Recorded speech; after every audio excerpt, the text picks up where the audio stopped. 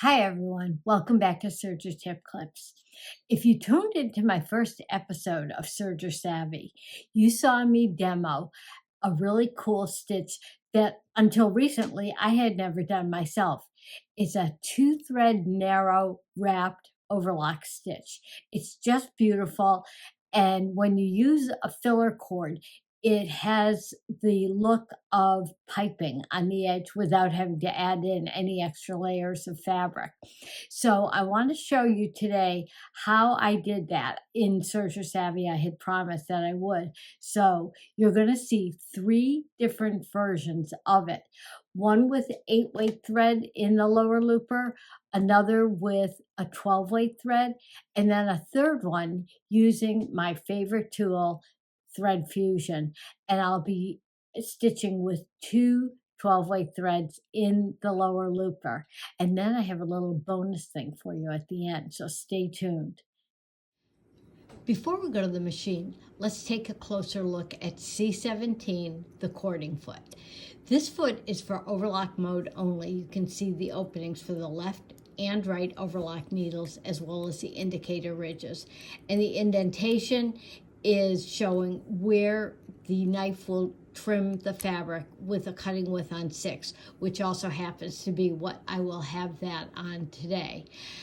You can see there are 2 U-shape or horseshoe shape openings. One is right here, and there is another one on the front of the foot here.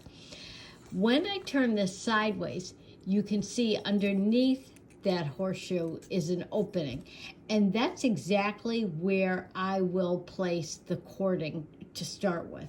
So when I go to the machine, I'm using 3 widths of cord just for extra thickness today.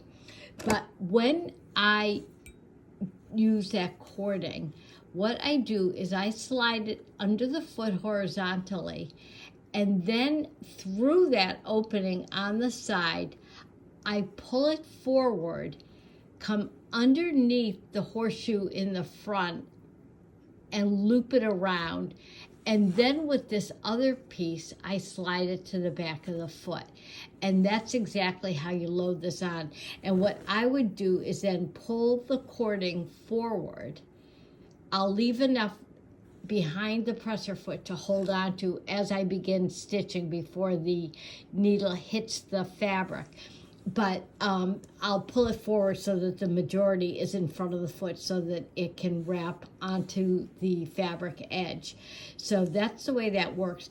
And even though you do have a guide with the cording, you want to be sure that it is to the right of your overlock needle, because just as with wire edge ribbon, the needle needs to be left of the cording so that the looper thread and needle can encase it, grab it, and hold it onto the edge of the fabric.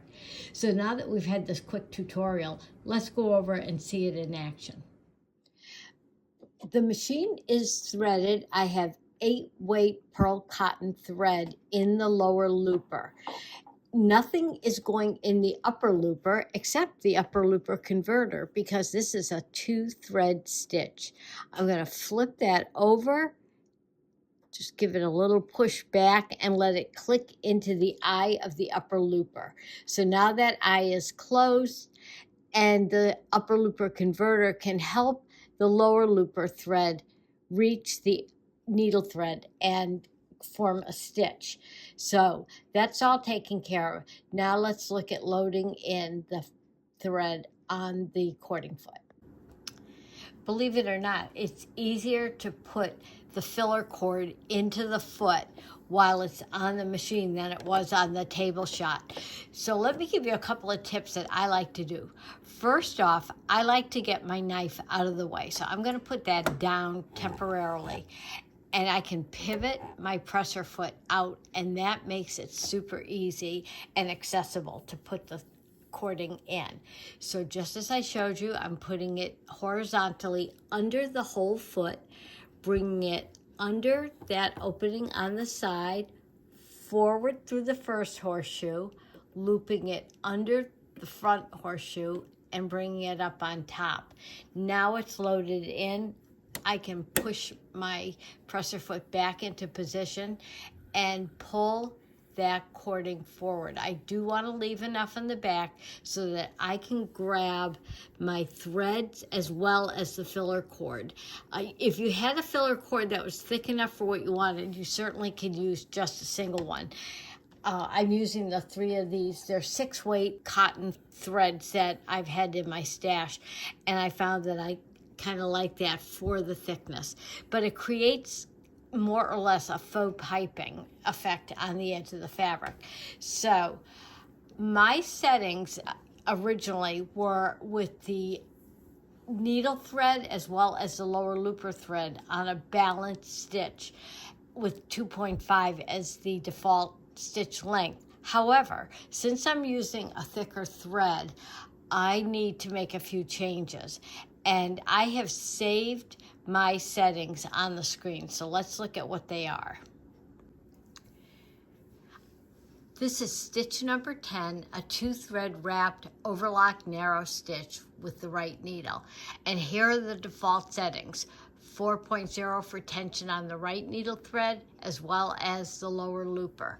But because the lower looper thread is an 8-weight and the needle thread is Serger cone thread weight, which is considerably lighter, I need to change those around a little bit to make sure that I have a nice looking stitch for the edge. So I'm going to go into my settings, my save settings, and I'm going to find the one that I set up for the wrapped 8-weight thread.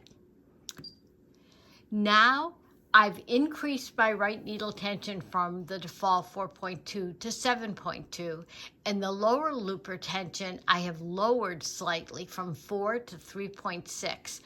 Also, the stitch is considerably shorter on 1.3. Differential feed will stay the same on 1.0 because we're using a quilting weight cotton that I have put a lightweight fusible fleece on for the backing.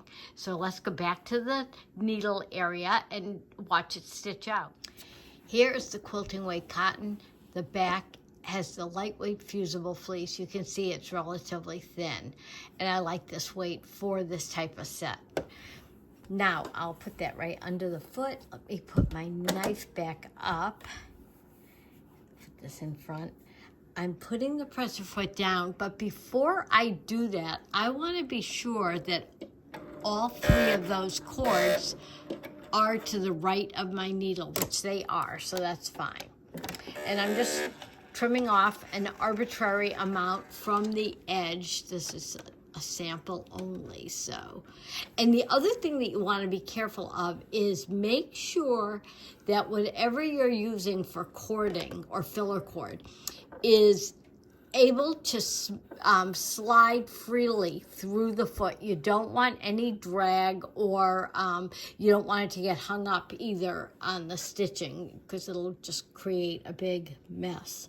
So I am holding onto those 3 filler cords as well as my needle and lower looper threads, and I am going to begin stitching. And I'll just trim off, probably it looks like about 3/8 of an inch.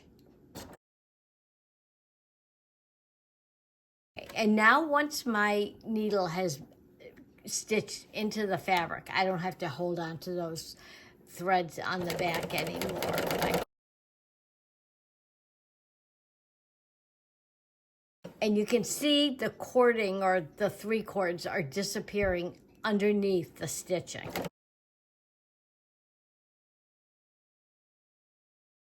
And we'll take a look at those. It's so pretty. Take a look at that. And I'll show it to you on the table too with a little bit better lighting. But with that stitch length adjusted, I'm getting beautiful even stitches, beautiful coverage on my fabric without any stitch stacking or the stitches bunching up on top of each other. So that's with 8-weight thread. Now let me show it to you with 12-weight thread and the small adjustment that I'm going to make. Next, let's look at the 2-thread narrow wrapped edge with 12-weight thread in the lower looper, which is about 50% lighter weight and thinner than the 8-weight. So I'm going to my Save Stitches, and I will find the 2-thread narrow wrap stitch with the 12-weight thread, tap on that, and now you see that I've put my lower looper tension back to the default setting of 4, but left that right needle tension on 7.2. The stitch length is slightly shorter. It's down to 1.1 because I need a shorter stitch for good edge coverage. So let's go to the needle and take a look at that stitching.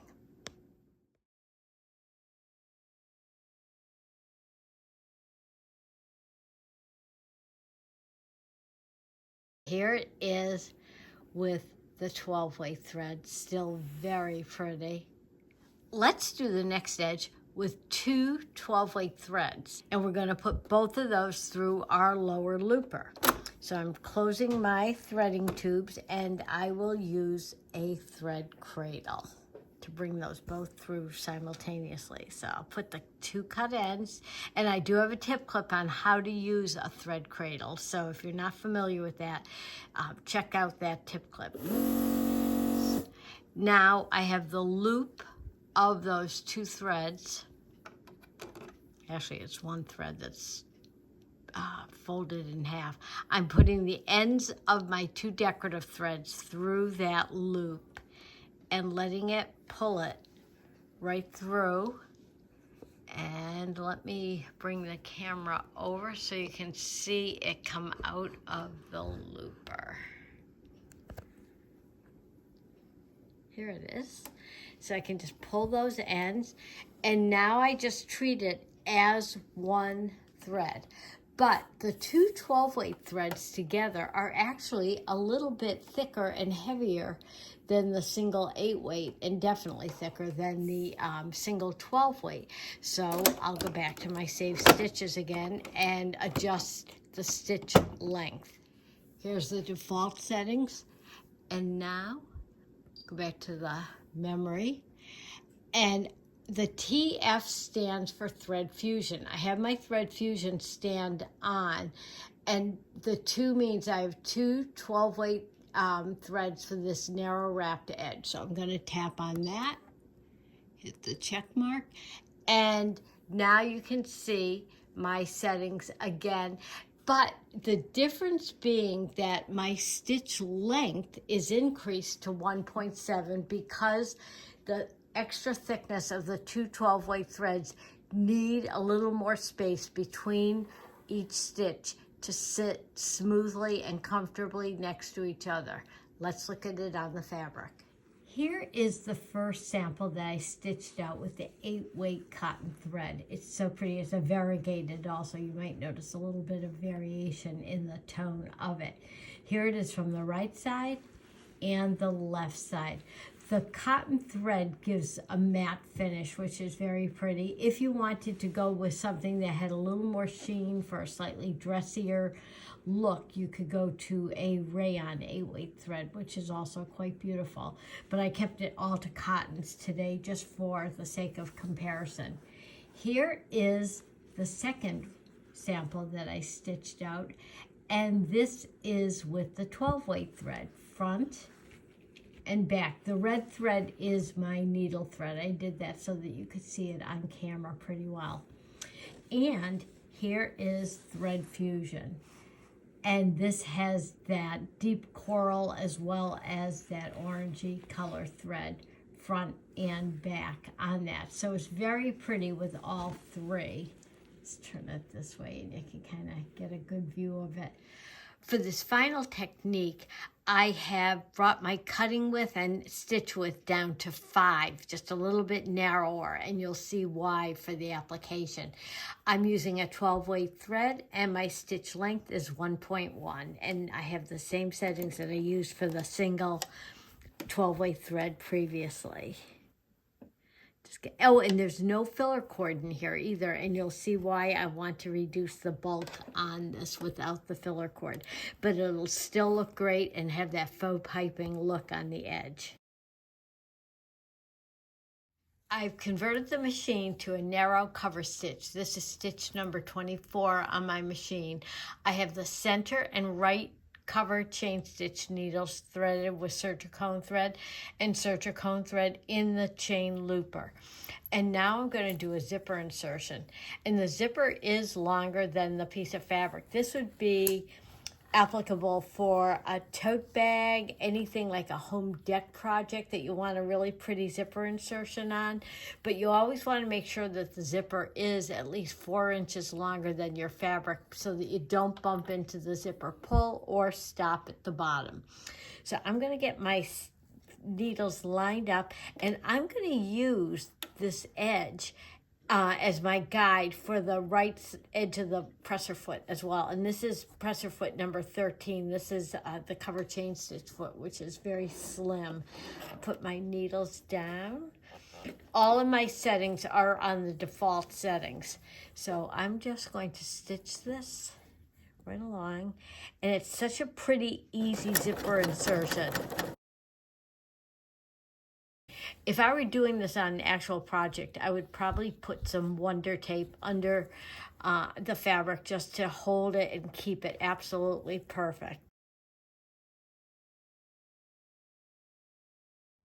Now to go down the second side, I'm going to start at the bottom edge of the zipper because I still want to keep it to the right of the presser foot. And I'm just going to line these up. I think I'm pretty close on both of these edges of fabric.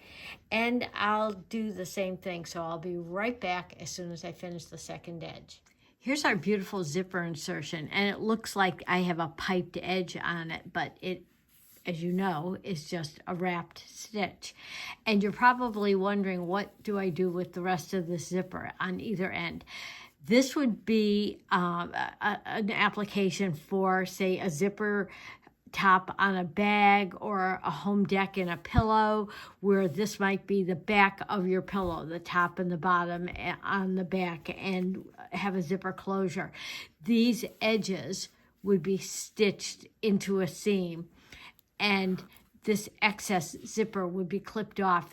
Always do this with nylon teeth, never with metal. And you would do the same thing on the other end. But it's a really pretty zipper insertion, and it just gives a little more pizzazz to whatever type of project that you're working on. So I hope you enjoy that. Just a little more information about Serger Savvy. That will be on YouTube Live the second Tuesday of each month at 12 o'clock Eastern Time. If you can't catch it live, it will be automatically recorded and you can watch it whenever on my YouTube channel. So be sure you subscribe so that you don't miss out on it. Please leave your comments and questions below and I'll get back to you quickly. Thanks for joining me today. We'll see you again soon. Happy sewing and serging.